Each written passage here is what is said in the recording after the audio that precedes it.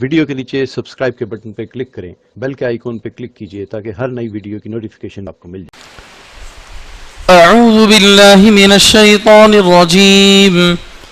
سورة الكافرون مکیہ۔ بسم اللہ الرحمن الرحیم۔ قل یا ایہا الكافرون لا اعبد ما تعبدون ولا انتم عابدون ما اعبد ولا انا عابد ما عبدتم ولا انتم عابدون ما اعبد لكم دينكم ولي دين۔ بسم اللہ الرحمن الرحیم۔ سورة الكوثر مکیہ۔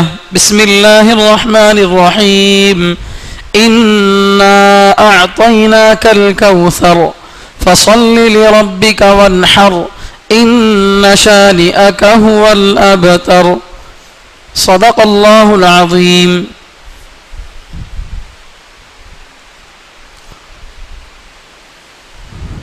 پچھلی جمعہ میں 3 صورتوں کی تفسیر بیان کی گئی تھی، سورہ اخلاص، سورہ لہب اور سورہ نصر۔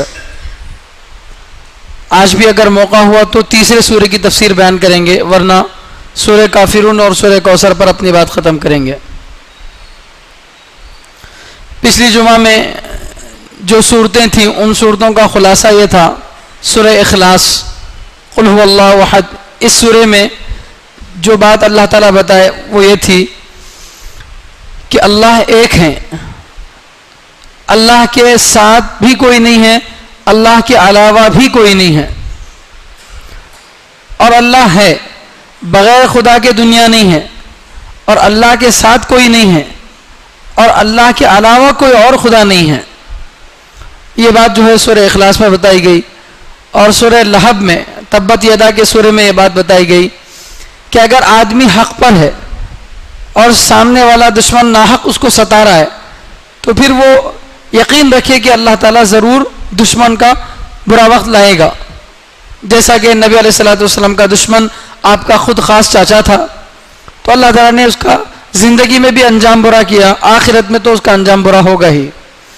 اسی طرح سورہ نصر، اس میں یہ بات آئی تھی کہ مکے کے فتح ہونے سے پہلے جب تک مکہ قریش کے ہاتھ میں تھا، کافروں کے ہاتھ میں تھا، بہت سارے قبیلے اسلام لانے سے ڈرتے تھے، اور وہ یہ سمجھتے تھے کہ جس کے ہاتھ میں مکہ وہی حق پر ہے، جس کی لاٹھی اس کی بیل جیسے بولتے ہیں، تو مکہ جس کے ہاتھ میں ہے وہی حق پر ہے، یہ سمجھتے تھے۔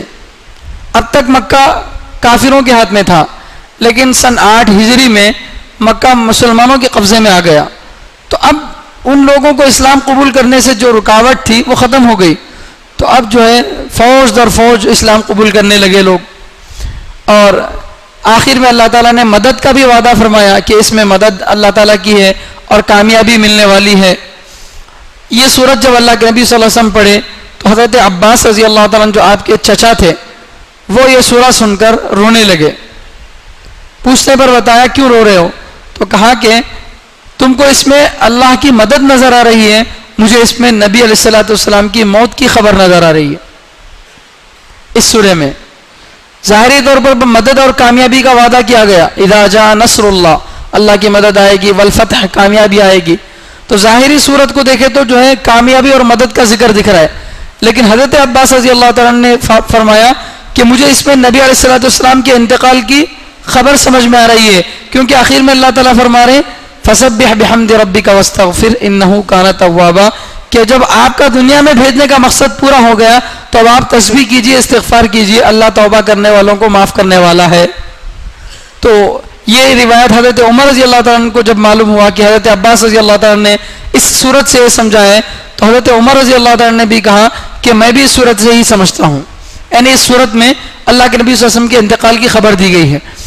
سورہ نصر، اذا جاء نصر اللہ کے سورہ اترنے کے بعد تقریباً 3 مہینے یا 4 مہینے آپ صلی اللہ علیہ وسلم زندہ رہے، اس کے بعد آپ صلی اللہ علیہ وسلم کا انتقال ہو گیا ایک روایت کے مطابق۔ اب آج آپ کے سامنے جو 2 صورتیں پڑھی گئی ہیں ان میں سورہ کافرون قل یا ایھا الکافرون کا جو سورہ ہے، سب سے پہلے اس سورہ کا ترجمہ سمجھتے ہیں۔ قل، اے نبی کہہ دیجئے، یا ایھا الکافرون، اے انکار کرنے والو، کافر کے معنی انکار کرنے والا۔ قل، اے نبی کہہ دیجئے، یا ایھا الکافرون، اے اللہ کا انکار کرنے والو، لا اعبد، میں عبادت نہیں کرتا ہوں، ما، اس خدا کی، تعبدون، جس کی تم عبادت کرتے ہو، میں اس خدا کی عبادت نہیں کرتا جس خدا کی تم عبادت کرتے ہو۔ تم بتوں کی عبادت کرتے ہو، میں ان کی عبادت نہیں کرتا۔ ولا انتم عابدون ما اعبد، اور نہ تم عبادت کرتے ہو اس خدا کی جس کی میں عبادت کرتا ہوں۔ ولا انا عابد ما عبدتم، اور نہ میں عبادت کروں گا اس خدا کی جس کی تم عبادت کرتے ہو۔ ولا انتم عابدون ما اعبد، اور نہ تم عبادت کرو گے اس خدا کی جس کی میں عبادت کرتا ہوں۔ لکم دینکم ولی دین، تمہارے لیے تمہارا دین ہے اور میرے لیے میرا دین ہے۔ یہ سورہ کا ترجمہ ہے، اس میں اور بھی کچھ باتیں ہیں، انشاءاللہ تفسیر کے دوران بتائیں گے۔ اس سورہ کے ترجمے کے بعد اس سورہ کے کچھ فضائل بھی سن لیجئے۔ ایک حدیث میں آتا ہے کہ قل یا ایھا الکافرون کا سورہ چوتھائی قرآن کے برابر ہے، چوتھائی قرآن کے برابر ہے۔ سورہ اخلاص کو، قل ھو اللہ احد کے سورہ کو کیا کہا گیا تھا؟ تہائی قرآن، ایک 3 پو قرآن کے برابر، اور اس سورہ کو بتا رہے ہیں کہ چوتھائی قرآن کے برابر ہے، پو قرآن کے برابر ہے یہ سورہ۔ سورہ اخلاص میں قل ھو اللہ احد کے سورہ میں بھی توحید کو بیان کرے ہیں، اور یہاں پر بھی توحید کو بیان کر رہے ہیں۔ توحید کا مطلب اللہ کے ایک ہونے کو بتانا۔ تو قل ھو اللہ احد کے سورہ میں توحید کو بتا رہے ہیں، وہاں عقیدے میں توحید، عقیدے میں توحید، ہمارے عقیدے، ہمارے دل کے اعتبار سے اللہ ایک ہے، اللہ کے علاوہ کسی کو ہم دوسرا خدا نہیں مانتے۔ اور یہاں عبادت میں توحید کو بتا رہے ہیں کہ جس طرح ہم دل سے کسی اور خدا کو نہیں مانتے، عبادت میں بھی کسی اور کو خدا نہیں مانتے۔ تو یہاں عبادت میں توحید کا ذکر ہے، تو اس اعتبار سے یہ 2 سورے بالکل مربوط ہیں اور دونوں سوروں کا آپس میں بہت کنیکشن ہے۔ تو یہ جو ہے فضیلت ہے، اسی وجہ سے اللہ کے نبی صلی اللہ علیہ وسلم فجر کی نماز کی سنت میں اور مغرب کی نماز کی سنت میں زیادہ یہی 2 سورے پڑھتے تھے، قل یا ایھا الکافرون اور قل ھو اللہ احد کا سورہ۔ یہ 2 سورے فجر کی سنت میں بھی اور مغرب بعد کی سنتوں میں بھی اکثر یہی سورہ پڑھتے تھے۔ اسی طرح ایک روایت میں آتا ہے کہ صحابہ نے اللہ کے نبی صلی اللہ علیہ وسلم سے پوچھا کہ اللہ کے نبی رات کو سوتے وقت میں کوئی دعا بتائیے پڑھ کر سونے کی، تو اللہ کے نبی صلی اللہ علیہ وسلم نے کہا کہ قل یا ایھا الکافرون کا سورہ پڑھ کر سو، کیونکہ اس میں کفر اور شرک سے براءت ہے، کفر اور شرک سے براءت ہے۔ اسی طرح ایک حدیث میں آتا ہے کہ ایک صحابی جبیر ابن مطعم رضی اللہ تعالیٰ عنہ، ان سے اللہ کے نبی صلی اللہ علیہ وسلم پوچھے کہ اے جبیر، کیا تم نہیں چاہتے ہو کہ جب تم سفر میں تجارت کے جاؤ تو تم اپنے باقی دوستوں کے مقابلے میں بہت زیادہ فائدہ حاصل کرو، اور اسی طرح تمہارا ساز و سامان بہت زیادہ بڑھ جائے، کیا تم نہیں چاہتے؟ تجارت کے سفر میں آدمی گیا ہے تو ہر آدمی یہی چاہتا ہے کہ میری تجارت سب سے زیادہ اچھی ہو۔ تو حضرت نبی علیہ الصلوۃ والسلام صحابی سے پوچھ رہے کہ اے جبیر، کیا تم نہیں چاہتے ہو کہ جب تم تجارت کے سفر میں جاؤ تو تم بامراد رہو، سب سے زیادہ کامیاب رہو اور تمہارا سامان سب سے زیادہ رہے، کیا تم نہیں چاہتے؟ تو انہوں نے کہا ہاں اے اللہ کے نبی، میں چاہتا ہوں۔ تو اللہ کے نبی صلی اللہ علیہ وسلم نے فرمایا کہ یہ آخر کی جو 5 سورے ہیں، قل یا ایھا الکافرون، اذا جاء نصر اللہ، تبت یدا،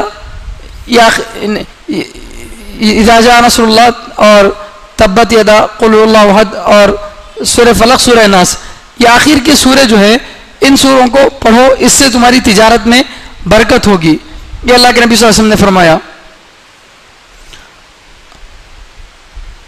اور اس میں سورہ تبت یدا کا ذکر نہیں ہے، سورہ کافرون، سورہ نصر اور سورہ اخلاص اور سورہ فلق، سورہ ناس، ان 5 صورتوں کو پڑھو تو اس سے تمہاری تجارت میں برکت ہوگی اور تمہارا ساز و سامان بہت بڑھ جائے گا. تو یہ بھی جو ہے سورہ بہت ساری فضیلتوں کا حامل ہے. اسی طرح ایک روایت میں آتا ہے کہ اللہ کے نبی صلی اللہ علیہ وسلم کو ایک مرتبہ بچھو کاٹ لیا, تو اللہ کے نبی صلی اللہ علیہ وسلم جدھر بچھو ڈنک مارا تھا وہاں پر پانی اور نمک لگا رہے تھے اور ساتھ ساتھ یہ سورہ پڑھ کر دم کر رہے تھے, قل یا ایھا الکافرون کا سورہ. تو بچھو وغیرہ کے کاٹنے پر بھی جو ہے دم کرنے کے لیے یہ سورہ استعمال کیا جا سکتا ہے. بہرحال اس کی بہت ساری فضیلتیں ہیں. اب اس سورے کے اترنے کا بھی ایک خاص واقعہ ہے, شان نزول جس کو بولتے ہیں. وہ یہ ہے کہ شروع میں جب مسلمانوں کی تعداد بہت کم تھی مکے کی زندگی میں, یہ سورہ مکی صورت ہے, مکے کے زمانے میں اترا ہوا سورہ ہے. تو جب مکے کی شروع کی زندگی میں مسلمان تعداد کے اعتبار سے کم تھے لیکن ایمان میں مضبوط تھے. کتنے مضبوط تھے آپ واقعات سنتے ہیں صحابہ کے, ان کو مارا جا رہا تھا, قتل کیا جا رہا تھا, آگ میں لٹایا جا رہا تھا, لیکن کوئی ایمان کو چھوڑنے کے لیے تیار نہیں تھا, مرد بھی عورتیں بھی, سب بھی یہی حال تھا. تو جب بھی مسلمان ظاہری اعتبار سے کمزور ہوتے ہیں اور دین میں مضبوط ہوتے ہیں تو دشمن کی طرف سے ایک ایسا جال بچھایا جاتا ہے, خوبصورت جال, صلح کا جال, کہ آپ بھی تھوڑا کمپرومائز کرو ہم بھی تھوڑا کمپرومائز کریں گے, تاکہ مسلمان اپنے موقف سے ہٹ جائیں, تھوڑا ان کے اندر جو ہے تھوڑی سی اپنی جگہ سے ہٹ جائے. ان کو بالکل کافر بن جاؤ تو کوئی بھی کافر نہیں بنتا, لیکن ایسے کام ان سے کرائے جاتے ہیں جس سے وہ کفر کا ذریعہ بن جائیں. تو اس طرح سے جو ہے نبی علیہ الصلوۃ والسلام کے جو شروع کے زمانے میں مسلمانوں کی مضبوطی کو دیکھ کر دشمنوں نے نبی علیہ الصلوۃ والسلام کے سامنے کچھ چیزوں کی پیشکش کی. سب سے پہلے یہ پیشکش کی کہ اگر آپ نبوت کا دعویٰ چھوڑ دیں, اللہ کے ایک ہونے کو بولنا چھوڑ دیں, تو ہم آپ کو اتنا زیادہ مال دیں گے کہ پورے عرب میں آپ سے بڑا کوئی مالدار نہیں ہوگا, اتنا زیادہ مال آپ کو دے دیں گے. شرط کیا ہے کہ آپ اللہ کے ایک ہونے کو بولنا چھوڑ دو. پہلے پیشکش, ظاہر بات ہے اللہ کے نبی صلی اللہ علیہ وسلم یہ پیشکش کیسے قبول کر سکتے تھے؟ یہ بالکل کوئی تحفہ ہی نہیں تھا نبی کے لیے. اللہ تعالیٰ نے جو مقام آپ کو عطا فرمایا تھا اس کے مقابلے میں کوئی چیز اس کی حیثیت نہیں تھی. پھر انہوں نے نبی علیہ الصلوۃ والسلام سے یہ درخواست کی کہ اللہ کے نبی اگر آپ چاہتے ہیں کسی عورت سے نکاح کرنے کو تو پورے عرب میں جو سب سے زیادہ خوبصورت لڑکی ہے اس لڑکی سے آپ کا نکاح کرا کر دیں گے, آپ اللہ کے ایک ہونے کی بات بتانا چھوڑ دو. آپ نے اس چیز کا بھی انکار کر دیا. پھر تیسرے درجے میں انہوں نے یہ چیز پیش کی جس کا ذکر یہاں پر آ رہا ہے اس سورے میں. کیا ہے کہ ٹھیک ہے اگر آپ اللہ کے ایک ہونے کو بولنا نہیں چھوڑتے, اللہ ایک ہے بولتے ہیں, آپ اپنی دعوت پر قائم رہو, لیکن ایک کام کرتے ہیں کہ ایک سال تم مندر کو آ جاؤ اور ایک سال ہم مسجد کو آ جاتے ہیں. گویا 2021 میں پورے لوگ مسلمان, پوری دنیا, پھر 2022 میں پورے لوگ کافر, پھر 2023 میں پورے مسلمان. ایسا ایک سال پورے جنے مسلمان بن جائیں گے اور ایک سال پورے جنے کافر بن جائیں گے. آپس میں اختلاف کئی کو, لڑنا کئی کو, ہم دونوں مل کر اس طرح سے کمپرومائز کر لیں گے بول کے جو ہے نبی علیہ الصلوۃ والسلام کے سامنے صلح مصالحت کی درخواست پیش کی. تو اس کے جواب میں اللہ تعالیٰ یہ سورہ اتار رہے ہیں, قل یا ایھا الکافرون لا اعبد ما تعبدون. کبھی ایسا نہیں ہو سکتا کہ میں تمہارے بتوں کی عبادت کروں, تمہاری مندر کو آؤں, کبھی ایسا نہیں ہو سکتا. لا اعبد ما تعبدون, اس کو اللہ تعالیٰ نے صاف انداز میں رد کر دیا. ان کی جو پیشکش تھی اسے بار بار الگ الگ انداز میں اس کو رد کر رہے ہیں کہ ایسا ہرگز نہیں ہو سکتا کہ مسلمان کسی کی اللہ کو چھوڑ کر کسی اور کی عبادت کریں. توحید ایک الگ ہی چیز ہے اور شرک الگ چیز ہے. جس کے دل میں اللہ ہو, اللہ کے علاوہ کوئی نہ ہو تو مسلمان ہے, توحید ہے. اور جس کے دل میں اللہ کے ساتھ کوئی اور آ گیا تو وہ شرک ہے. ایک ہی دل میں توحید اور شرک جمع نہیں ہو سکتے, دونوں کبھی جمع نہیں ہو سکتے. ایسا ہو ہی نہیں سکتا کہ آدمی مسلمان بھی ہو اور مشرک بھی ہو, ایسا ہو ہی نہیں سکتا.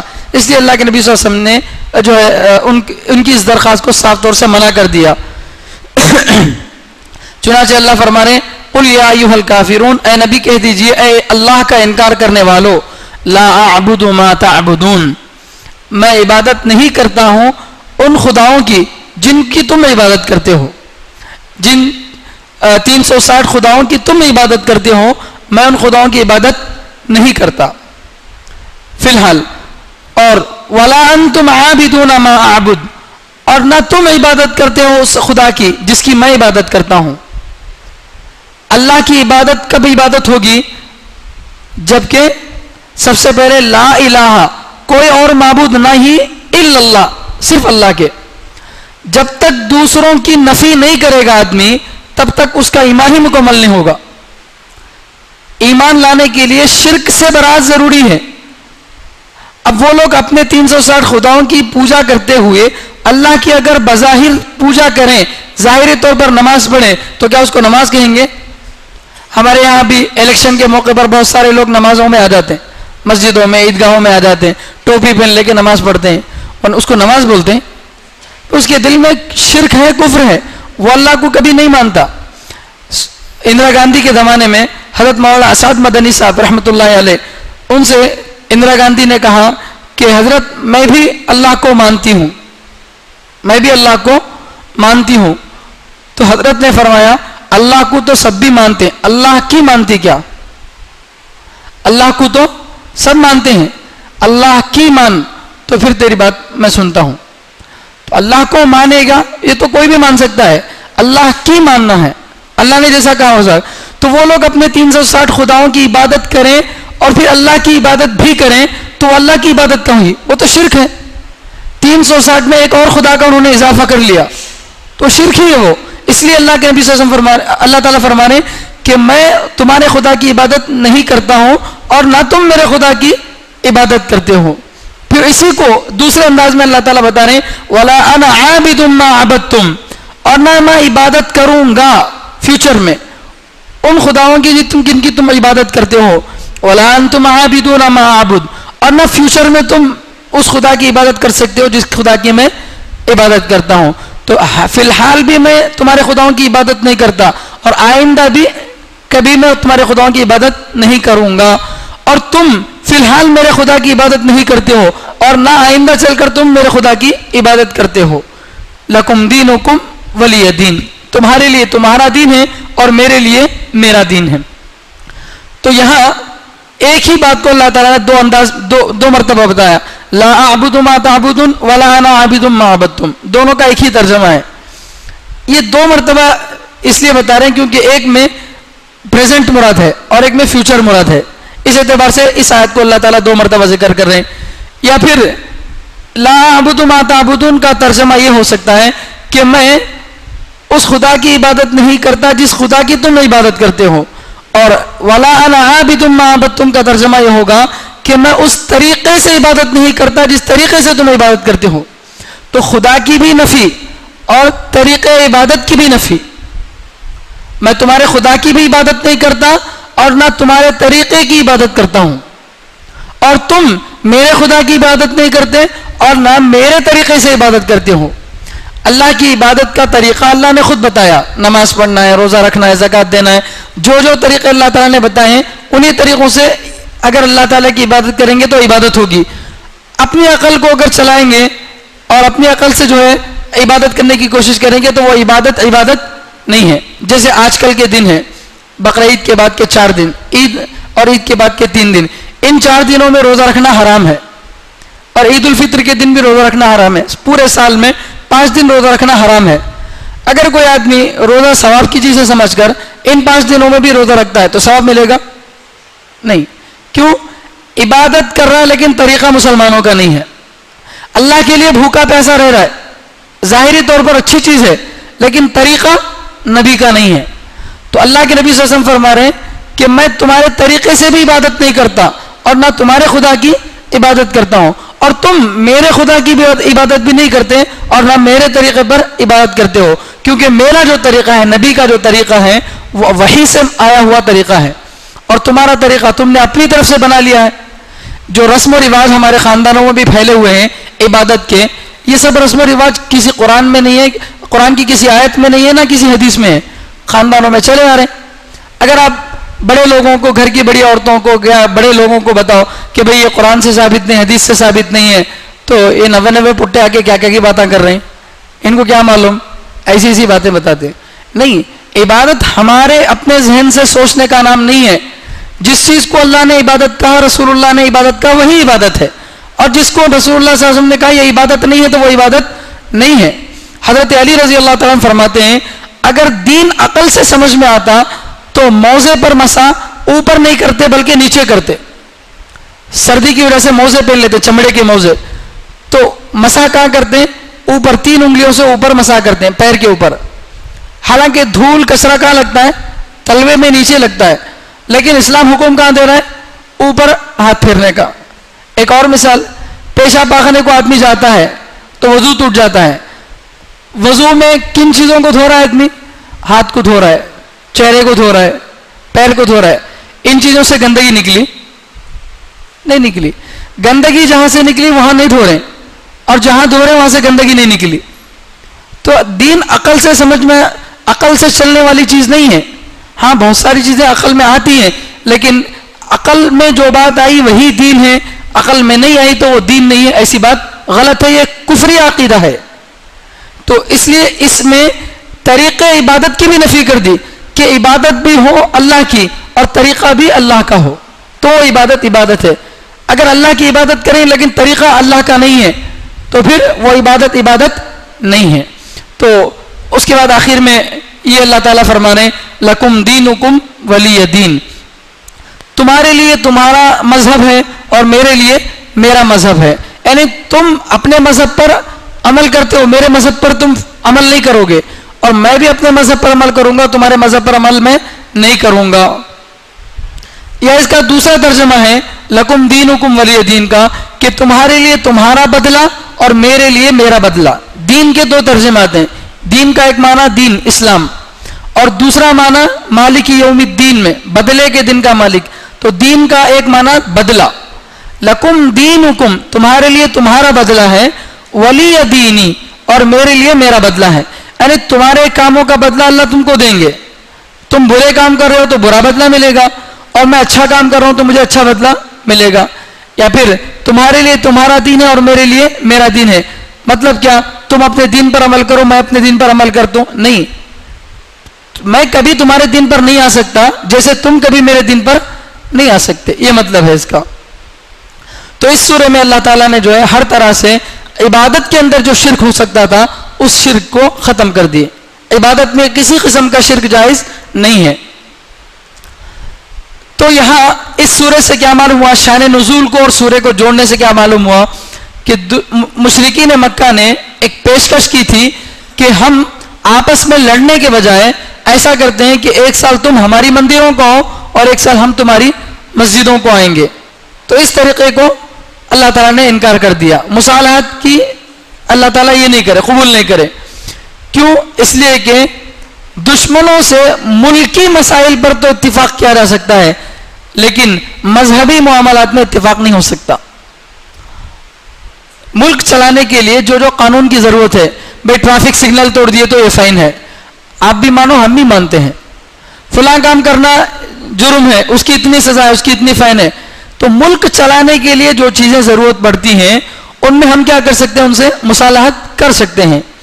لیکن جہاں دین کی بات آتی ہے, مسئلے کی بات آتی ہے, اسلام کی بات آتی ہے, تو وہاں پر کوئی کمپرومائز نہیں ہو سکتا.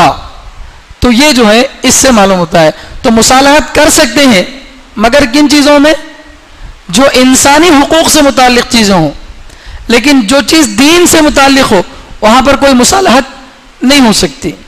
تو اس لیے جو ہے یہاں ایک بات یہ سمجھ میں آئی کہ آج کل بہت سارے لوگ جو ہے اپنے آپ کو مسلمان بھی بولتے ہیں اور ساتھ میں ایسے کام کرتے ہیں جو صاف کفریہ ہیں. مشرکوں کو, کافروں کو خوش کرنے کے لیے, مثلا آج کل بقرعید کا موسم چل رہا ہے, تو بقرعید کے موقع پر آپ دیکھے ہوں گے تقریباً 4-5 سالوں سے ایک کیک بکرے کی شکل کا بنا کر اس کو ذبح کرتے ہیں. کیک بکرے کی شکل کا بنا کر ذبح کر رہے ہیں, کیا بول کے, یہ بقرہ عید ہے تو لہذا ہم بقرہ عید میں بکرے کو کاٹ رہے ہیں. کون سے بکرے کو؟ کیک کا بنا کر بکرا کاٹ رہے ہیں. ایسا کیوں کر رہے ہیں؟ تو اس کا جواب یہ دیتے ہیں کہ بھئی ہمارے غیر مسلم بھائیوں کے پاس ان سب جانوروں کو کاٹنا اچھا نہیں ہے، تو ہمیں گوشت نہیں کھائے تو کیا ہوتا، مر جاتے ہیں کیا، اس وجہ سے ہمیں گوشت کھانا چھوڑ دیں گے. تو یہ کیا ہوا، مذہب میں مصالحت ہوئی. اللہ تعالیٰ فرما رہے گوشت کھانا جائز ہے. اگر نبی بھی اپنے اوپر گوشت کو حرام کر لے تو اللہ تعالیٰ ڈانٹتے ہیں. حضرت یعقوب علیہ السلام کے بارے میں 4 پارے کے شروع میں آتا ہے لن تنالوا البر حتى تنفقوا مما تحبون وما تنفقوا من شيء فإن الله به عليم. كل الطعام كان حلا لبني اسرائيل. بنی اسرائیل کے لیے ہر کھانا حلال تھا الا ما حرم اسرائیل على نفسه من قبل ان تنزل التوراة، مگر وہ چیز جس کو یعقوب علیہ السلام نے اپنے اوپر حرام کر لیا تھا تورات کے اترنے سے پہلے. تو حضرت یعقوب علیہ السلام اونٹ کے گوشت کھانے کو اپنے اوپر حرام کر لیے تھے، تو اللہ تعالیٰ نے منع کیا کہ جس چیز کو اللہ تعالیٰ منع نہیں کر رہے اس کو اپنے اوپر کیوں حرام کر رہے. اسی طرح اللہ کے نبی صلی اللہ علیہ وسلم کے بارے میں واقعہ آتا ہے 28ویں پارے میں سورہ تحریم، آخری سورہ 28ویں پارے کا، یا ایھا النبی لم تحرم ما احل اللہ لک تبتغی مرضات ازواجک. اللہ کے نبی صلی اللہ علیہ وسلم کی جو بیویاں تھیں، بیویوں کی 2 ٹیم تھی. ایک کی لیڈر حضرت عائشہ رضی اللہ تعالیٰ عنہ تھی، اور ایک کی لیڈر غالباً حضرت ام حبیبہ رضی اللہ تعالیٰ عنہ تھی. تو نبی کی بیویوں میں بھی یہاں اس ٹیم کی ایک لیڈر، اس ٹیم کی ایک لیڈر تھی. تو ایک مرتبہ کیا ہوا، اللہ کے نبی صلی اللہ علیہ وسلم اپنی کسی بیوی کے گھر میں تھوڑی زیادہ دیر تک رک گئے. عصر کے بعد اپنی ساری بیویوں کے گھر کو جاتے تھے، تھوڑی دیر ادھر ادھر 5 منٹ 10 منٹ بیٹھ کے جاتے تھے. تو ایک بیوی نے جو ہے اللہ کے نبی صلی اللہ علیہ وسلم کے پاس کھانے کے لیے شہد پیش کیا، کوئی اچھی چیز پیش کی کھانے کی، تو اس کے کھانے میں تھوڑا وقت لگ گیا. تو اس سے کیا ہوا، دوسری بیوی کے گھر میں جانے میں ذرا دیر ہو گئی. اب دیکھ کے دوسری بیویوں نے پلان بنایا کہ نبی علیہ السلام وہاں ذرا زیادہ دیر لگا رہے، انہوں کھانے کی چیزیں دے رہی مل کے، اس لیے ایسا کرتے ہیں کہ جب تمہارے پاس نبی آئے تو بولو کہ کو کیسی کی بدبو آ رہی تمہارے پاس، عجیب باز آ رہی، ایسا بولو تاکہ کل سے نبی وہ چیز نہ کھائیں. تو ہوا ویسے ہی پلان کے مطابق کام کریں. تو اللہ کے نبی صلی اللہ علیہ وسلم بولے ایسا اس میں باس آ رہی، ٹھیک ہے کل سے میں نہیں کھاتا، ٹھیک ہے کل سے وہ چیز، یعنی جو چیز حلال تھی وہ کل سے میں نہیں کھاتا.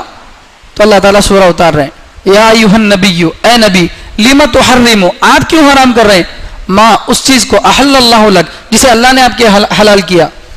جو چیز اللہ حلال کر رہے ہیں اسے آپ کیوں حرام کر رہے ہیں. تو نبی بھی اگر یہ کام کرتے ہیں تو اللہ تعالیٰ کیا کرتے ہیں، ٹوکتے ہیں قرآن میں کہ جو چیز حلال ہے اسے آپ کیوں حرام کر رہے ہیں. تو آج کچھ مسلمانوں پر یہ چیز طاری ہے کہ وہ جو ہے اپنے غیر بھائیوں کو خوش کرنے کے لیے ایسے بہت سارے کام کرتے ہیں جو اسلام میں جائز ہی نہیں ہے، کر ہی نہیں سکتے. جس درجہ ان سے دوستی کرنا ہے اتنی ہی دوستی کرنا ہے، دوستی میں غلو نہیں کرنا ہے. جیسے کووڈ کا مسئلہ چل رہا ہے، تو کووڈ کے مسئلے میں کوئی غیر مسلم مر گیا ہے، اسے ہسپتال سے لا سکتے ہیں اور اس کو جو ضروری انتظام ہو، پیسے وغیرہ کا انتظام ہو وہ کر سکتے ہیں. لیکن اپنے کندھوں پر لے جا کر اسے جلانا، یہ کون سا اسلام جائز قرار دے رہا ہے؟ یہ تمہارے دین میں ہے.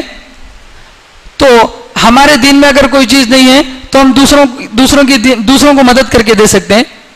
اسلام میں شراب پینا خود کے لیے حرام ہے تو دوسروں کو بیچنا جائز ہے. سور کا گوشت کھانا خود کے لیے حرام ہے، دوسروں کو بیچنا جائز ہے.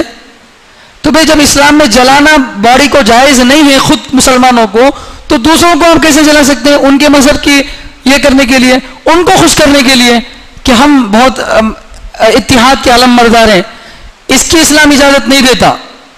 آپ کتنا بھی ان کو خوش کر لو، الکفر ملت واحدہ، وہ ایک ہی مذہب کے ہیں، وہ کسی نہ کسی وقت میں تمہارے سے بدلہ لیں گے ہی.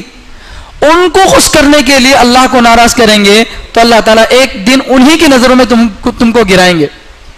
تو اس لیے اس سورے سے بات جو سمجھ میں آتی ہے، بہت اہم بات ہے کہ ہم کمپرومائز کرنا ہے، لیکن اپنے مسئلے میں ہم کمپرومائز کریں.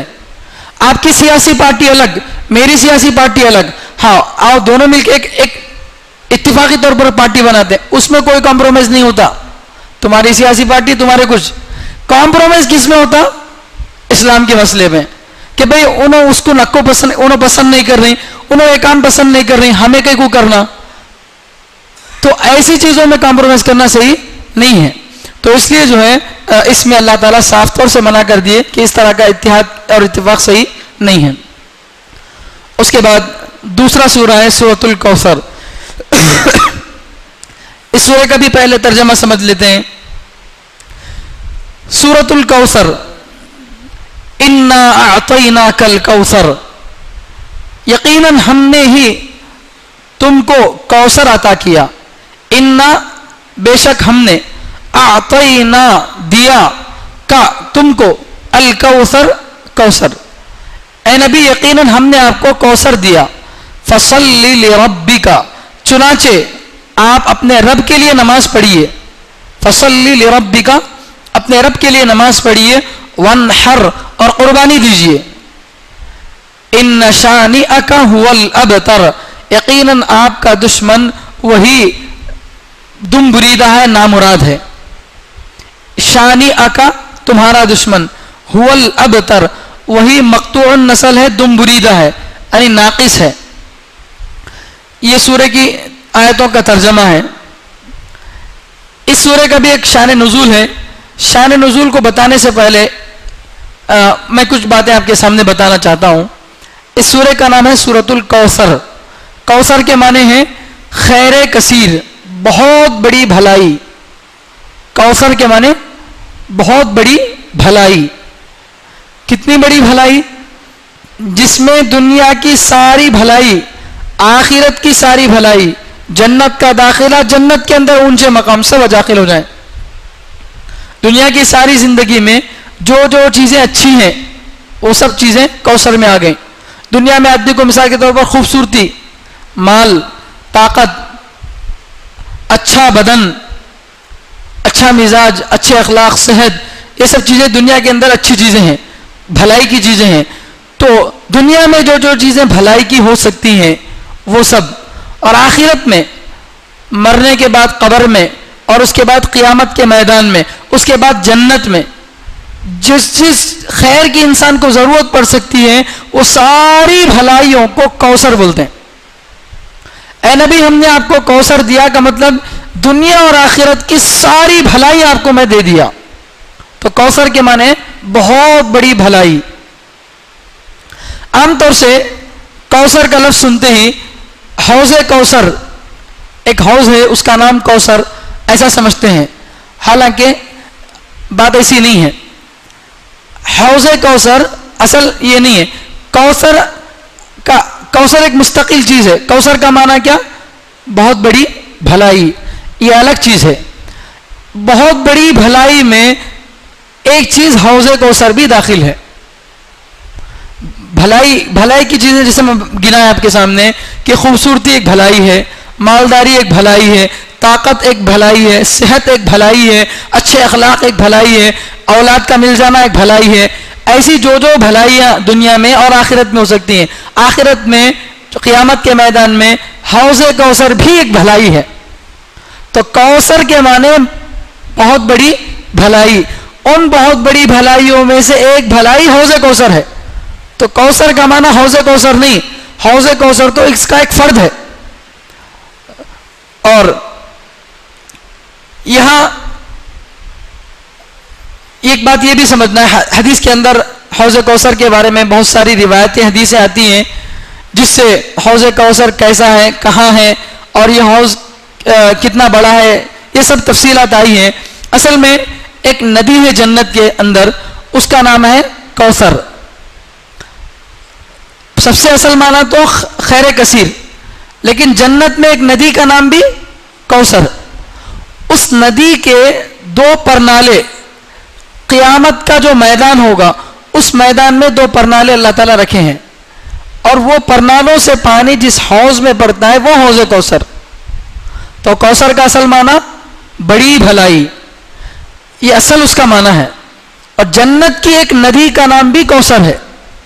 اس ندی سے دو پرنالے قیامت کے میدان میں نکلتے ہیں, اور اس پرنالوں سے جو پانی پڑتا ہے جس حوض میں جمع ہوتا ہے اس کا نام بھی حوض کوثر. تو اس طرح سے جو یہ حوض کوثر الگ چیز ہے, کوثر الگ چیز ہے اور اصل کوثر الگ چیز ہے، تین چیزیں الگ الگ ہیں. تو اللہ تعالیٰ جو ہے نبی علیہ الصلوۃ والسلام سے فرما رہے ہیں کہ اے نبی ہم نے آپ کو کوثر عطا کیا. اس کا ایک پس منظر ہے، ایک اس کا بیک گراؤنڈ ہے، وہ یہ ہے کہ اللہ کے نبی صلی اللہ علیہ وسلم کی جتنی بیویاں تھیں ان میں سے اولاد صرف حضرت خدیجہ رضی اللہ تعالیٰ عنہ سے ہوئی. حضرت خدیجہ رضی اللہ تعالیٰ عنہ سے 7 اولاد ہوئی. ان کے علاوہ حضرت ماریہ ایک آپ کی باندی تھی، ان سے بھی ایک اولاد اللہ کے نبی صلی اللہ علیہ وسلم کو ہوئی، لیکن آپ کی بیویوں میں سے کسی بیوی سے باقی اولاد نہیں ہوئی. تو حضرت خدیجہ رضی اللہ تعالیٰ عنہ کے پیٹ سے 3 لڑکے پیدا ہوئے تھے، لیکن ان لڑکوں کا بچپن میں ہی انتقال ہو گیا.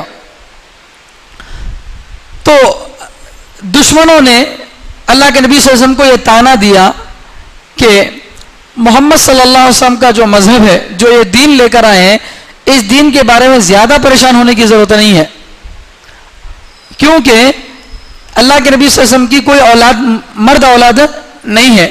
جب یہ انتقال کر جائیں گے تو ان کا دین بھی ان کے ساتھ ختم ہو جائے گا، نعوذ باللہ. کیونکہ باپ کا جو کام آگے بڑھاتا ہے وہ کون؟ بیٹا ہی آگے بڑھاتا ہے، بیٹیاں بہت کم، بیٹا ہی باپ کا اصل وارث ہوتا ہے. تو اب یہ نبی کو طعنہ دے رہے تھے کہ نبی ابتر ہیں. ابتر کس کو بولتے ہیں؟ جس کی مرد اولاد نہ ہو، جس کی مذکر اولاد نہ ہو اس کو ابتر بولتے ہیں. کہ نبی سے زیادہ پریشان ہونے کی ضرورت نہیں ہے، یہ جو ان کا دین پھیلتا جا رہا ہے اس سے زیادہ پریشان ہونے کی ضرورت نہیں ہے، کیونکہ ان کی کوئی مذکر اولاد نہیں ہے. جب یہ انتقال کر جائیں گے تو ان کا دین بھی ان کے ساتھ ہی چلا جائے گا، ان کے بعد ان کے دین کو لے کر چلنے والا دنیا میں کوئی نہیں ہوگا. ایسا بول کر جو اللہ کے نبی صلی اللہ علیہ وسلم کو طعنہ دیے. اور ایک یہودی کعب ابن اشرف تھا، وہ جو ہے قریش کے لوگوں سے کہتا ہے کہ تم لوگ اللہ کے گھر بیت اللہ کی خدمت کرتے ہو، وہاں حج پر آنے والے لوگوں کو پانی پلاتے ہو، بڑی بڑی خدمتیں تم کرتے ہو، لہٰذا تم بہتر ہو نبی کے مقابلے میں، نبی سے تم لوگ بہتر ہو. تو 2 واقعے پیش آئے. ایک تو دشمنوں نے نبی علیہ الصلوۃ والسلام کو یہ طعنہ دیا کہ آپ کی کوئی مرد اولاد نہیں ہے، اور دوسرا کہ اس خبیث نے اللہ کے نبی صلی اللہ علیہ وسلم کے بارے میں کہا کہ نبی کا مقام کم درجے کا ہے، ان مشرکوں کا مقام بڑا ہے. تو ان دونوں باتوں کے جواب میں اللہ تعالیٰ اس سورے کو اتار رہے ہیں، اور اللہ تعالیٰ پہلی آیت میں جواب دے رہے ہیں اِنَّا أَعْطَيْنَاكَ الْكَوْثَرَ، کہ اے نبی ہم نے آپ کو خیر کثیر، بہت بڑی بھلائی دی ہے. اتنی بڑی بھلائی کہ دنیا میں کسی اور کو، کسی نبی کو بھی اتنی بھلائی نہیں مل سکی. تو خیر کثیر اللہ نے آپ کو دیا. تو خیر کثیر میں جب ساری بھلائی آپ کو اللہ تعالیٰ نے دے دی ہے تو یہ ایک چیز کا جو طعنہ دے رہے ہیں اس سے پریشان ہونے کی ضرورت نہیں ہے. کیوں؟ اس لیے کہ اللہ کے نبی صلی اللہ علیہ وسلم کو اولاد نہیں تھی، ایسا نہیں ہے، مرد اولاد تھی، لیکن اللہ تعالیٰ نے ان کا بچپن میں ہی انتقال کرا دیا. کیونکہ اگر نبی کی اولاد باقی رہتی تو پچھلے زمانے کے نبیوں کو اگر دیکھا جاتا تو حضرت ابراہیم علیہ السلام کے بیٹے اسماعیل علیہ السلام نبی، اور ایک بیٹے اسحاق علیہ السلام انہوں بھی نبی، حضرت اسحاق علیہ السلام کے بیٹے حضرت یعقوب علیہ السلام وہ بھی نبی، یعقوب علیہ السلام کے بیٹے یوسف علیہ السلام وہ بھی نبی. تو پچھلے زمانے کے نبیوں میں بعض جگہ یہ سلسلہ تھا کہ باپ نبی تو بیٹا بھی نبی ہوتا تھا. اگر نبی علیہ السلام کی کوئی مرد اولاد باقی رہتی تو کوئی یہ سمجھ سکتا تھا کہ شاید نبی کے بعد یہ نبی بننے والا ہے. تو اللہ تعالیٰ نے اسی لیے کیا کر دیا، اولاد دیا اور پھر بچپن میں ہی ان کا انتقال بھی کر دیا. قرآن میں ایک جگہ اللہ تعالیٰ اس کا ذکر بھی کر رہے ہیں. تو یہ جو طعنہ یہ دے رہے ہیں، یہ طعنہ سے آپ کو پریشان ہونے کی ضرورت نہیں ہے، کیونکہ مرد اولاد سے مقصد کیا ہے؟ نیک نامی. مرد بچوں کو آدمی پسند کیوں کرتا ہے؟ بچی تو شادی کر لے کے چلے جاتی ساس سسرے کے گھر کو، لیکن بچہ خود اپنے پاس رہتا، باپ کو ساتھ دیتا، باپ کا نام روشن کرتا، عام طور سے بچہ ہی کرتا. تو باپ کی نیک نامی ہوتی بیٹے سے، اس وجہ سے بیٹے کی خواہش کرتے ہیں. لیکن اللہ تعالیٰ نے آپ کو اتنی نیک نامی دے دی، اتنی نیک نامی دے دی کہ دنیا میں کسی نبی کو بھی اتنی نیک نامی نہیں ملی. اذان میں ہر 5 مرتبہ، دن بھر میں 5 مرتبہ اللہ کے نام کے ساتھ آپ کا نام پکارا جا رہا ہے. اس سے بڑی اور بھلائی اور اس سے بڑی اور بلندی کیا ہو سکتی ہے؟ جہاں اللہ کا ذکر ہو رہا ہے وہاں رسول اللہ کا بھی ذکر ہو رہا ہے. اتنا بڑا مقام ہم نے آپ کو عطا فرما دیا, لہذا آپ ایسی چھوٹی موٹی باتوں سے پریشان ہونے کی ضرورت نہیں ہے. آپ کو اللہ نے بہت بڑی چیز دے دی ہے, تو لہذا اس سے پریشان ہونے کی ضرورت نہیں ہے. یہ اللہ تعالیٰ بتا رہے ہیں.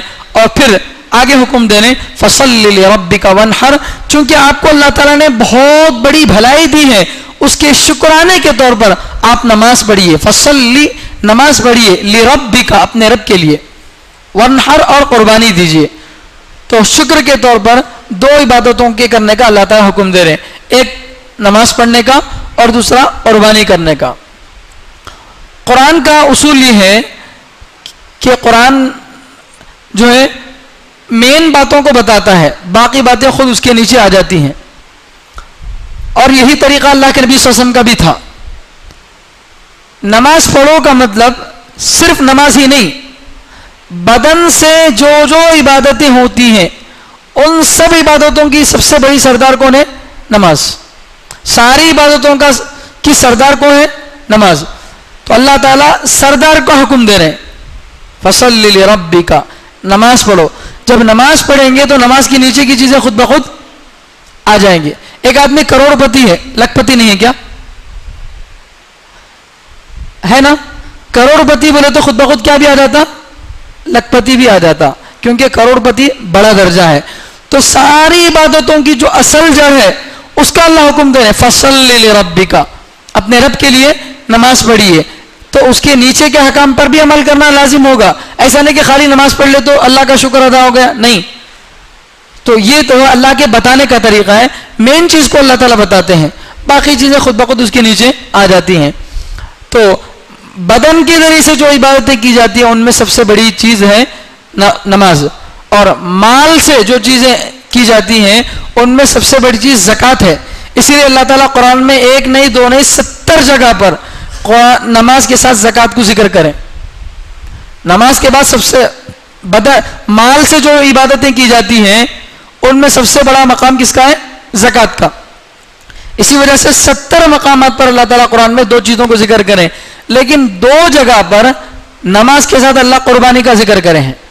ایک یہاں پر انا اعطیناک کے سورے میں, اور ایک 8ویں پارے میں ان صلاتی و نسکی و محیایا و مماتی للہ رب العالمین. تو دو جگہ اللہ تعالیٰ نماز کے تحت قربانی کو ذکر کریں. قربانی بھی مال سے دی جانے والی عبادت ہے, مالدار پر واجب ہوتی ہے اور مال کے ذریعے سے ادا کرنے والی عبادت ہے.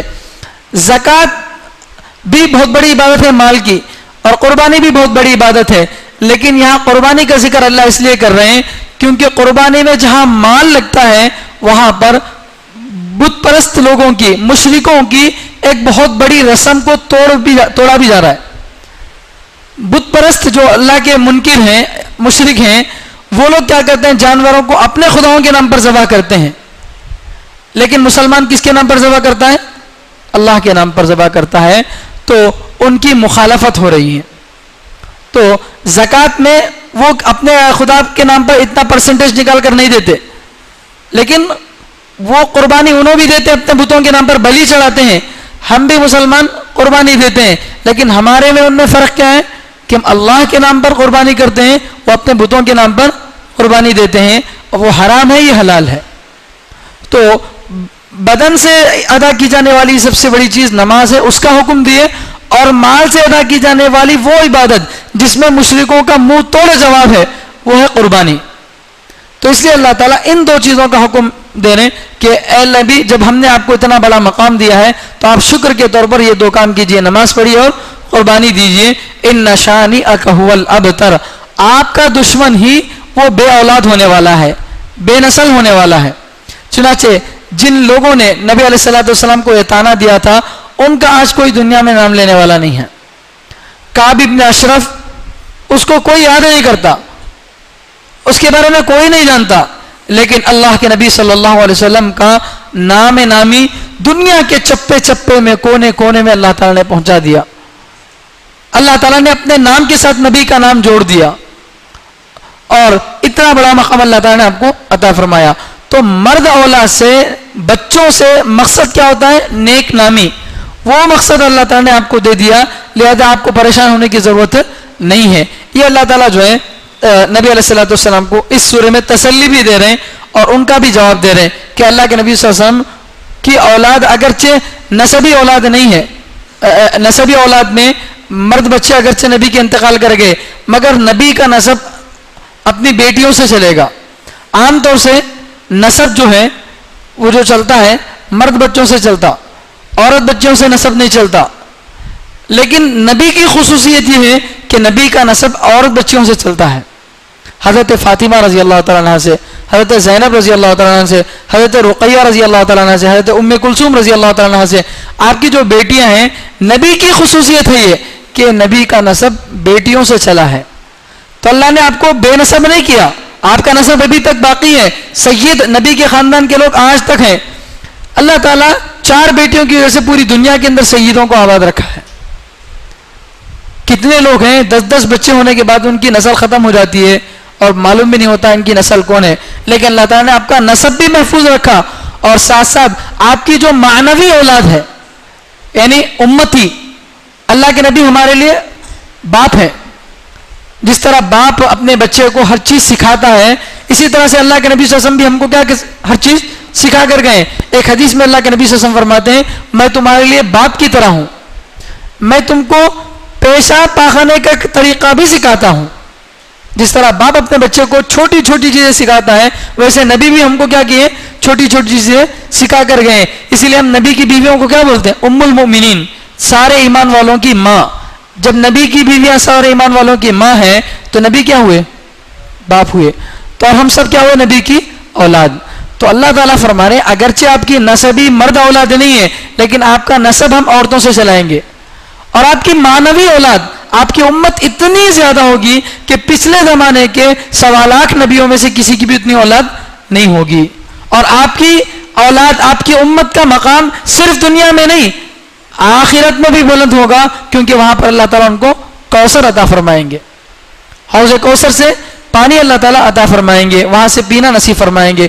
تو اتنی بڑی فضیلت اللہ تعالیٰ جو ہے ہم امتیوں کو دے رہے ہیں. تو اس سورے میں 2 چیزوں کا اللہ تعالیٰ 2 چیزوں کی شرط لگائیں. اگر آدمی یہ 2 کام کر لے گا تو پھر اس کو خیر کثیر مل جائے گا, بہت بڑی بھلائی مل جائے گی. پہلی بات تو نماز پڑھے. نماز نہ پڑھنا یہ بہت بڑا گناہ ہے, اور نماز کو وقت پر نہ پڑھنا وہ بھی گناہ ہے. آئندہ سورہ میں ویل ارائیت الذی یکذب بالدین, اس سورہ میں اسی کا ذکر آ رہا ہے. تو نماز کی جو ہے سب سے بڑی تاکید کی گئی ہے, نماز آدمی وقت پر پڑھے, سارے سنن اور نوافل اور واجبات کا خیال رکھتے ہوئے نماز پڑھے. اور دوسرے نمبر پر قربانی دینے کا اللہ تعالیٰ حکم دے رہے ہیں. قربانی ایک تو اصل قربانی تو جانور کے گلے پر چھری چلانا یہ قربانی ہے, لیکن قربانی ہر اپنے جذبے کی جو اللہ کے خلاف جائے اس کی قربانی دینا بھی قربانی ہے. آدمی فجر میں سو رہا ہے, بہترین نیند لگ رہی ہے, لیکن مؤذن کہہ رہا ہے اللہ اکبر, اللہ بڑے ہیں نیند بڑی نہیں ہے, تو اپنی نیند کی قربانی دینا یہ بھی اس میں داخل ہے. اسی طرح کوئی بات اپنے خلاف جا رہی ہے, اپنے ماں باپ کے خلاف, اپنے رشتہ داروں کے خلاف جا رہی ہے, لیکن اللہ کے مطابق جا رہی ہے, تو اللہ کی بات کو ماننا, اپنے رشتہ داروں کی بات کو نہ ماننا. اپنے خلاف بھی کوئی بات جاتی ہے تو اپنے خلاف کو بھی برداشت کر لینا, لیکن اللہ کی بات کو مان لینا. تو یہ سب چیزیں قربانی ہیں. آدمی اپنا ایک قدم نفس پر رکھے گا تو دوسرا قدم اس کا جنت میں ہوگا. تو یہ 2 چیزیں اگر آدمی کرے گا تو اللہ تعالیٰ اس کو حوض کوثر سے پینا نصیب فرمائیں گے. اللہ تعالیٰ ہم سب کو حوض کوثر سے پینا نصیب فرمائے. اس میں ایک اور باریک بات مفسرین نے لکھی ہے کہ یہ حوض کوثر جو اللہ کے نبی صلی اللہ علیہ وسلم کا خاص حوض ہے, ہر نبی کو اللہ تعالیٰ ایک حوض عطا فرمائیں گے. نبی علیہ الصلوۃ والسلام کو جو حوض کوثر دیں گے وہ اتنا بڑا ہوگا کہ اس کے برتن اتنے زیادہ ہوں گے جتنے آسمان کے ستارے. آسمان کے ستاروں کو کوئی گن سکتا ہے؟ نہیں گن سکتا. تو اسی طرح سے اس کے برتن کو کوئی گن نہیں سکتا. اتنا بڑا حوض, اتنے بڑے برتن والا حوض اللہ تعالیٰ نبی علیہ الصلوۃ والسلام کو عطا فرمائے ہیں. قیامت کے دن نبی علیہ الصلوۃ والسلام کی امت وہاں پر پانی پینے کے لیے جائے گی, اور پانی پئیں گے تو ہمیشہ کی پیاس ختم ہو جائے گی. کچھ لوگ وہاں پر آئیں گے اور فرشتے ان کو دھکا دے کر دور کرتے ہوں گے. تو نبی علیہ الصلوۃ والسلام کہیں گے ارے یہ میری امت ہے, ان کو پانی پینے دو. تو فرشتے بولیں گے نہیں, یہ آپ کی امت نہیں ہے, یہ آپ کی امت نہیں ہے, کیونکہ آپ کے بعد انہوں نے دین میں نئی نئی چیزیں پیدا کر لی ہیں. یہ آپ کی امت نہیں ہے, لہذا ان کو حوض کوثر کا پانی نصیب نہیں ہوگا. آج ہمارے گھروں میں شادیوں کے اندر کتنی چیزوں میں, ہر چیز میں رسم و رواج آ گئے ہیں. جو کام نبی نے نہیں کیا, صحابہ نے نہیں کیا, قرآن میں نہیں ہے, اسے ہم کتنا معمولی سمجھتے ہیں. کوئی منع کرتا ہے تو بھی اس کی جو ہے منع کرنے کو سنتے نہیں. رسم و رواج اتنے زیادہ ہمارے اندر عام ہو گئے, ان کی کوئی اہمیت نہیں ہے. جبکہ حدیث پاک کے اندر آتا ہے, مشکاۃ شریف میں روایت موجود ہے, جب بھی امت کے اندر کوئی رسم پیدا ہوتا ہے, کوئی رواج پیدا ہوتا ہے, نیا طریقہ پیدا ہوتا ہے, تو اس کی نحوست سے اللہ تعالیٰ ایک سنت کو مٹا دیتے ہیں, جو سنت قیامت تک دوبارہ زندہ نہیں ہوگی. ایک رسم و رواج کو پیدا کرنے کی وجہ سے اللہ ایک سنت کو اس طرح سے ختم کر دیں گے کہ قیامت تک وہ سنت دوبارہ زندہ نہیں ہوگی. تو ہمارے اندر کتنے رسم و رواج ہیں, ان رسم و رواجوں کی وجہ سے دنیا میں تو ہم کو ناکامی ملے گی ہی, لیکن حوض کوثر میں پانی پینا بھی نصیب نہیں ہوگا. بہت سارے رسم و رواج ہیں. آئندہ سورہ شروع کروں گا تو شاید مکمل نہیں ہوگا, لیکن اسی میں کچھ باتیں آپ کے سامنے بتاتا ہوں. جیسے مثال کے طور پر شادی کو لے لیجئے. شادی کے اندر خرچ کرنا ہے, جہاں اسلام نے خرچ کرنے کو کہا وہاں نہیں خرچ کرتے, جہاں نہیں خرچ کرنے کو کہا وہاں خرچ کرتے ہیں. مثال کے طور پر شادی میں ایک چیز ہے مہر. اللہ کے نبی صلی اللہ علیہ وسلم اپنی بیویوں کو مہر دیتے تھے, اور کم سے کم جو مہر ہے آج کے زمانے کے اعتبار سے, جس سے کم پر نکاح نہیں ہوتا, 10 درہم, اس کی جو مقدار آج کی چاندی کے اعتبار سے بنتی ہے قریب 10,000. آج کی چاندی کے اعتبار سے 10,000 کے آس پاس ہے, پکا نہیں معلوم مجھے, 10,000 کے آس پاس ہے. کم از کم اتنا مہر ہونا ضروری ہے, اس سے کم مہر پر نکاح نہیں ہوتا. اب آپ دیکھیے شادی میں لاکھوں روپے خرچ ہو رہا ہے, اور مہر کتنا ہے 5,500. 10,000 روپے دے کے سینہ تان لے رہے, جبکہ یہ سب سے کم درجے کا مہر ہے. اور مہر فاطمی جو حضرت علی رضی اللہ تعالیٰ نے حضرت فاطمہ رضی اللہ تعالیٰ کو دیا تھا, وہ مہر کتنا ہے آج کے زمانے کے اعتبار سے 70,000 سے زیادہ ہے. 70,000 سے زیادہ نارمل مہر ہے اسلام کے اندر. سنت مہر اتنا ہے, وہ تو 10,000 کم درجے کا, اس سے کم نہیں ہے. اور عام طور سے جو مہر صحابہ میں اور نبی علیہ الصلوۃ والسلام جو آپس میں دیتے تھے, صحابہ دیتے تھے, وہ کتنا ہے آج کے اعتبار سے 70,000 سے بھی زیادہ. یہ چیز ہے. اور ایک اللہ کے نبی صلی اللہ علیہ وسلم کی بیوی حضرت ام حبیبہ رضی اللہ تعالیٰ کو جو آپ صلی اللہ علیہ وسلم نے مہر دیا, اس کی مقدار آج کے زمانے کے اعتبار سے 4 لاکھ سے بھی زیادہ ہے. تو یہاں ہے مہر. اللہ تعالیٰ قرآن میں مہر کے لیے صدقہ کا لفظ استعمال کریں, وَآتُوا النِّسَاءَ صَدُقَاتِهِنَّ نِحْلَةً, عورتوں کو ان کا مہر خوش دلی سے دو. تو مہر کے لیے اللہ تعالیٰ مہر کا لفظ چھوڑ کر دوسرا لفظ استعمال کرے ہیں, کیا؟ صدقات. جس سے علماء یہ لکھتے ہیں کہ آدمی کو اپنی بیوی سے جتنی زیادہ محبت ہوگی وہ اتنا زیادہ مہر دے گا. اپنی بیوی سے جتنی زیادہ محبت ہوگی اتنا زیادہ مہر دے گا, جتنی محبت کم ہوگی اتنا مہر کم دے گا. ہمارے دیوبند کے پڑھتے وقت میں 2015 میں دیوبند میں دورہ حدیث میں تھا. اس وقت میں بخاری شریف کا آخری سبق تھا, اب فائنل ایگزام شروع ہونے والے تھے. تو ہماری کلاس کا جو لیڈر تھا, 1250 بچے تھے ہماری کلاس میں, تو ہماری کلاس کا لیڈر تھا, اس کی شادی اس دن تھی, بخاری شریف کے آخری سبق میں اس کی شادی تھی. تو میرے استاد حضرت مولانا مفتی سعید احمد صاحب رحمۃ اللہ علیہ, جو دارالعلوم دیوبند کے بہت بڑے استاد تھے, پچھلے سال ان کا انتقال ہو گیا. تو حضرت نکاح پڑھا رہے تھے, بخاری کا سبق ختم ہوا, نکاح پڑھانے کے لیے کتاب کو دیکھے تو اس میں مہر جو ہے 10,000 لکھا ہوا تھا. آج سے 5-6 سال پہلے 10,000. آج کے زمانے میں 10,000 دیے تو مہر ادا ہو جاتا, شادی ہو جاتی. لیکن 6 سال پہلے وہ بیچارہ پڑھ رہا بچہ ابھی مدرسے میں, انہیں 10,000 روپے نقد دے رہا تھا. تو حضرت جو ہے فوراً ایسے کاپی اٹھا کے پھینک دیے, نکاح کی جو کاپی ہوتی ہے اٹھا کے پھینک دیے, مائک نکال کے پھینک دیے, میں نکاح نہیں پڑھاتا بول کے. اور بولے کہ ابے, چونکہ شاگرد تھا تو اس لیے شاگرد سے بے تکلف حضرت کا جملہ تھا, ابے 10,000 روپے میں ایک بکری نہیں خرید سکتا, بیوی کو خریدنے کے لیے چلا ہے. 10,000 روپے میں ایک بکرا نہیں خرید سکتا آدمی, اتنی بڑی خوبصورت اور جو پوری زندگی تم کو ساتھ دینے والی ہے اسے خریدنے کے لیے 10,000 روپے، شرم نہیں آتی تجھے؟ حضرت غصہ کر دیا، میں نکاح نہیں پڑھا تھا. اب وہ بیچارہ پریشان، پورے رشتے دار موجود تھے، پھر کیا کروں حضرت؟ تو حضرت بولے کہ کم سے کم 30,000 روپے مہر رکھ، نہیں تو نکاح نہیں پڑھا تھا. تو بولا میرے پاس پیسے فی الوقت 10,000 ہی ہیں. کوئی بات نہیں، 10,000 نقد دے دو، 20,000 ادھار. تو جب بچہ بولا ٹھیک ہے 30,000 روپے اس میں لکھنے کے بعد حضرت نکاح پڑھائے. اور ایک دارالعلوم کے استاد ہیں مولانا ارشد مدنی صاحب، جو الحمدللہ جمعیت کے صدر ہیں. حضرت تو مہر فاطمی سے کم پر نکاح ہی نہیں پڑھاتے. 70-75 ہزار سے کسی کا مہر کم ہو تو نکاح ہی نہیں پڑھاتے، کیونکہ سنت سے ہٹ کر نکاح ہو رہا تمہارا. صحابہ نے اپنی بیویوں کو جو مہر دیا تھا، جتنا مہر دیا تھا، کیا اتنی حیثیت نہیں ہے؟ تو بتائیے شادیوں میں لاکھوں روپے خرچ ہو رہا ہے. دعوت پر، شادی خانے کے اوپر یہاں خرچ کرنے سے منع کیا گیا، لیکن وہاں پر شادی خانے کے لیے 3-3 لاکھ روپے لگ رہے ہیں، 1-1 لاکھ روپے لگ رہے ہیں. جہاں سنت بتایا جا رہا وہاں پیسہ نہیں لگ رہا. تو شادی کی جو رسمیں ہیں، اگر ان رسموں کو جوڑ لیا جائے تو بہت بڑی بڑی عبادتیں اس سے کی جا سکتی ہیں.